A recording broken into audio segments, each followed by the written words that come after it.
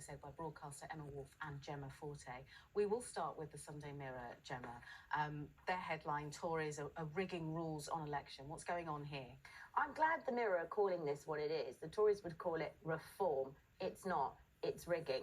A desperate party wanting to cling on to power and do anything they can to make that happen in all sorts of ways. So there's gerrymandering, there's fiddling around with constituency boundaries, and this has been likened to a team telling the umpire how they must enforce the rules of the game, when of course the Electoral Commission should be utterly independent. Another thing they're doing is they're upping the amount that you can spend on electioning to up to 35 million, which is like huge amount.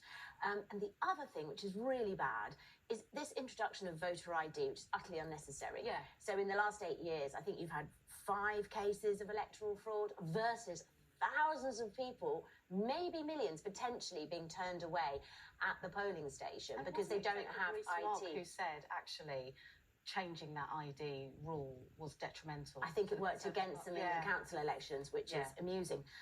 But the fact is, an elderly person could present their travel card, but a young person couldn't. So it's all very, very transparent. And then you've also got this thing of, like, David Cameron years ago even said households can't register for the household to vote. You have to be an individual. So how many students will do that, and where do they vote from?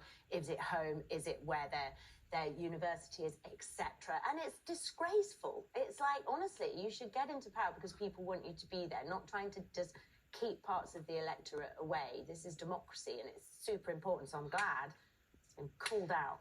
Yeah. Well, the other big story